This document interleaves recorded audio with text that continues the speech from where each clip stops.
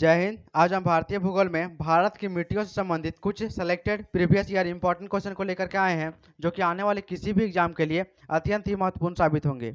ये जितने भी प्रश्न हैं उन सभी प्रश्नों का जो पीडीएफ है वह हमारे टेलीग्राम ग्रुप और स्टडी लाइन पर मिल जाएगा, और उस ग्रुप का लिंक जो है वह इस वीडियो के डिस्क्रिप्शन बॉक्स में दिया गया है। तो आइए वीडियो को स्टार्ट करते हैं। पहला है, भारतीय कृषि अनुसंधान संस्थान के अनुसार भारत में कितने प्रकार की मिट्टियां पाई जाती है।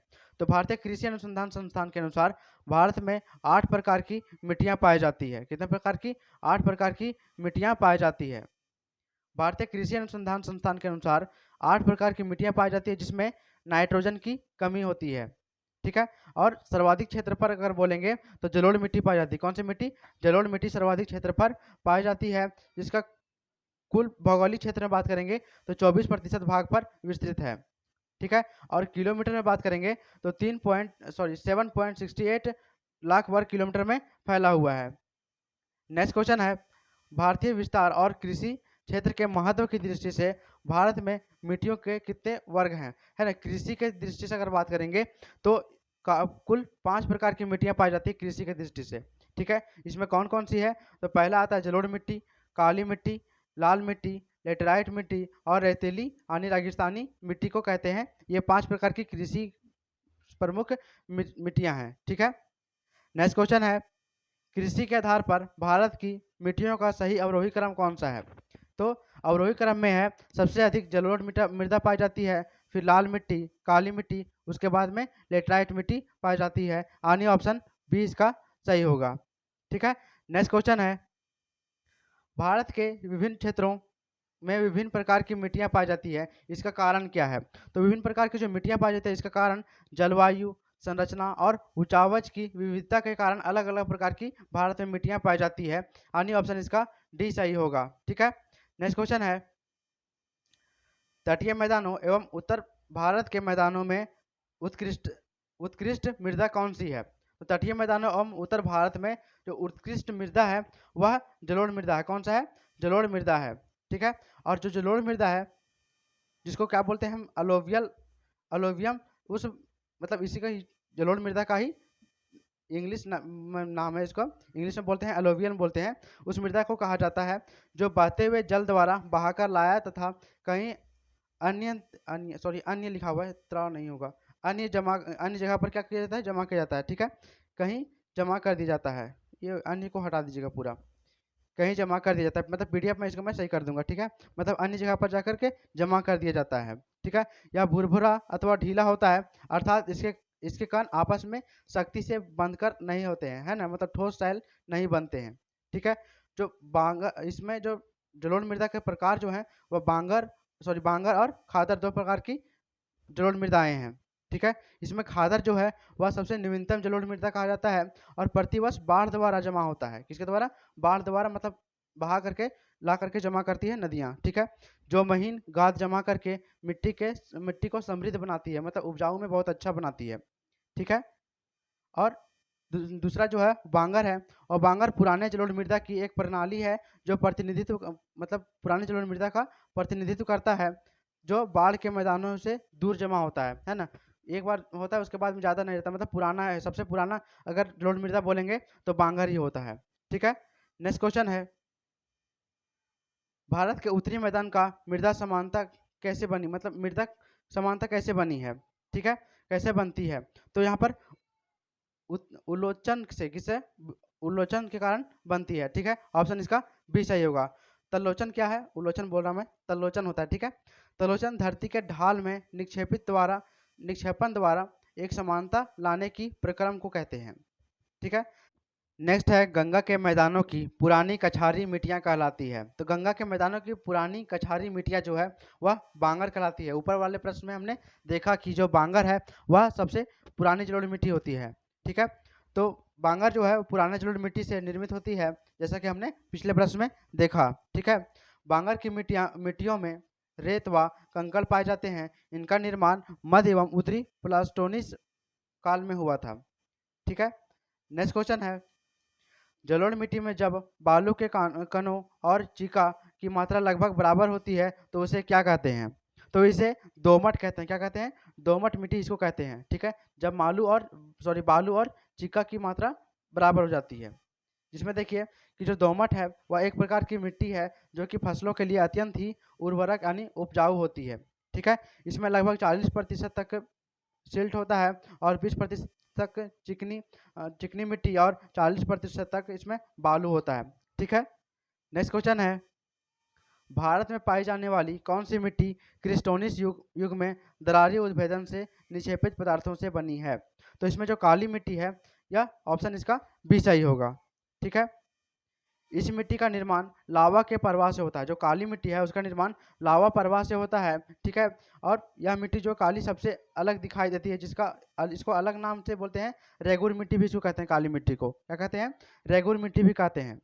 जो काली मिट्टी का जो काला रंग होता है वह टिटेनी फेरस तथा मैग्नेटाइट एवं जीवांश ह्यूमन्स की उपस्थिति के कारण इसका काला रंग होता है। काली मिट्टी का काला रंग जो है वह इन्हीं पदार्थों के कारण होता है, इन तत्वों के कारण होता है, ठीक है। और इसमें पोटास तथा कार्बनिक पदार्थ जैसे कि जैविक पदार्थ जो बोलेंगे अधिकता पाई जाती है, ठीक है। इस मिट्टी में कपास की खेती ज़्यादा होने के कारण से कपास मिट्टी भी कहते हैं। मुख्य राज्य की अगर बात करेंगे तो महाराष्ट्र, कर्नाटक, गुजरात और मध्य प्रदेश ये काली मिट्टी के मुख्य राज्य हैं जहाँ पर काली मिट्टी पाई जाती है। नेक्स्ट क्वेश्चन है, किस मिट्टी में कृषि के लिए सिंचाई की आवश्यकता नहीं होती है? तो सिंचाई के लिए आवश्यकता नहीं होती, वह काली मिट्टी होती है क्योंकि इसमें आर्द्रता बनी रहती है, ठीक है।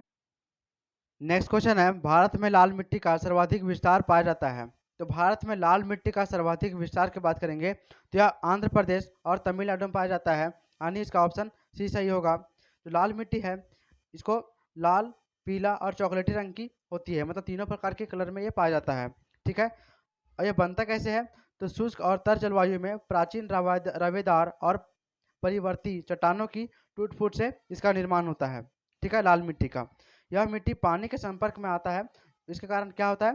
पीला रंग दिखाई देता है, ठीक है। नेक्स्ट क्वेश्चन है, क्वेश्चन नहीं मतलब इसी में और पॉइंट है कि भारत में यह चट्टान उत्तर प्रदेश के बुंदेलखंड से दक्षिण के प्रायद्वीप तक फैला हुआ है, ठीक है। और छत्तीसगढ़ में लाल मिट्टी को पोटासी मिट्टी कहते हैं, जिस के नाम से भी जाना जाता है, मतलब छत्तीसगढ़ में इसको पोटासी मिट्टी भी कहते हैं, ठीक है। और इसका विस्तार जो छत्तीसगढ़ में है वह 60% है, कितना पर? 60% भाग पर फैला हुआ है पोटासियम मिट्टी जो छत्तीसगढ़ में है, ठीक है। तथा यह तमिलनाडु के 2/3 क्षेत्र पर विस्तृत है। नेक्स्ट क्वेश्चन है, लाल मिट्टी से संबंधित कौन सा कथन असत्य है? तो लाल मिट्टी से संबंधित जो है वह इसमें ऑप्शन डी जो है यह असत्य है। यह मिट्टी नदी की घाटियों के किनारे जो पाई जाती है इसके बारे में यह गलत है, ठीक है। ये नदी घाटियों के किनारे नहीं पाई जाती है। नेक्स्ट क्वेश्चन है, लेटराइट मिट्टी महत्वपूर्ण रूप से पाई जाती है। तो लेटेराइट जो मिट्टी है वह महत्वपूर्ण रूप से अगर बात करेंगे तो मालाबार तटीय क्षेत्र में पाई जाती है। कहाँ पर? मालाबार तटीय क्षेत्र में। यानी लेटराइट मिट्टी जो है का निर्माण ऐसे भागों में हुआ है जहाँ पर शुष्क व तर मौसम बारी बारी से होता है, ठीक है। और यह मिट्टी लेटेराइट चट्टानों के टूट फूट से बनता है। किसका? लेटेराइट चट्टान से के टूट फूट से लेटेराइट मिट्टी बनता है, ठीक है। और यह मिट्टी चौसर उच्च भूमियों पर मिलते हैं। इस मिट्टी में लोहा, एल्युमिनियम, चूना आदि अधिक मात्रा में पाए जाते हैं, ठीक है। नेक्स्ट क्वेश्चन है, भारत में निम्नलिखित में से कौन सा मृदा समूह लोहे के अतिरिक्त होने के कारण अनुर्वरक होते जा रहा है? तो इसमें जो लेटराइट मिट्टी है यह अनुर्वरक होते जा रहा है, यानी ऑप्शन इसका डी सही होगा। यह मिट्टी सूख जाने पर ईंट की तरह, लेटराइट मिट्टी जो है वह सूख जाने पर कठोर हो जाता है ईंट की तरह, और मतलब इसमें गीले होने पर यह पिलपिली हो जाता है दही के जैसा, मतलब जिस तरह दही नहीं होता है उस तरह से पिलपिली हो जाती है, ठीक है। नेक्स्ट क्वेश्चन है, निम्नलिखित में से कौन सा कथन असत्य है? तो इसमें मतलब काली मिट्टी के बारे में, लेटराइट मिट्टी के बारे में बताया गया है, इसका प्रकृति जो है वह क्षारीय नहीं बल्कि अम्लीय होता है, यानी इसका भी असत्य है, ठीक है। यह एक अम्लीय प्रकृति का मिट्टी है। नेक्स्ट क्वेश्चन है, भारतीय कृषि अनुसंधान परिषद के अनुसार भारत की लगभग कितनी प्रतिशत भूमि मृदा अपरदन का समस्या से प्रभावित है? तो लगभग भारत में 60% भूमि जो है वह मृदा अपरदन की समस्या से प्रभावित है, ठीक है। और जो मृदा अपरदन है वस्तुतः मिट्टी के सबसे ऊपरी परत का क्षय होना है, मतलब कट जाना, ठीक है। और ऊपरी परत का क्षय होने का अर्थ है समस्त व्यवहारिक क्रियाओं हेतु मिट्टी के बेकार हो जाना, मतलब मिट्टी का मतलब उसमें कुछ उपजेगा ही नहीं तो बेकार ना हो गया, तो बेकार हो जाना होता है मृदा अपरदन, ठीक है। मृदा अपरदन मुख्य रूप से जल तथा वायु द्वारा होता है, और इसको मृदा अपरदन को मृदा कटाव को रोकने का जो मुख्य विधियां हैं वह वनों की रक्षा करना, वृक्षारोपण, और ये जितने भी है वे सभी मृदा अपरदन को रोकने का विधियां हैं, ठीक है। नेक्स्ट क्वेश्चन है, उपजाऊ जलोढ़ मिट्टी किस फसल के लिए, मतलब किस फसल का उत्पादन करने के लिए सबसे उपयुक्त होता है? तो जो जलोढ़ मिट्टी है यह चावल के उत्पादन के लिए सबसे महत्वपूर्ण मानी जाती है। किसके लिए? चावल के उत्पादन के लिए, ठीक है। नेक्स्ट क्वेश्चन है, निम्नलिखित में से किस राज्य में लेटराइट मिट्टी पाई जाती है? तो लेटराइट मिट्टी जो है वह केरल में पाई जाती है। कहाँ पर? केरल में, है ना। यानी मालाबार जो तट था ना, तो केरल में ही क्या है? मालाबार तट है, ठीक है। तो केरल में सबसे अधिक लेटराइट मिट्टी पाई जाती है। यह मिट्टी उष्णकटिबंधीय प्रदेशों में पाई जाती है जहाँ ऋतुनिष्ठ वर्षा होती है।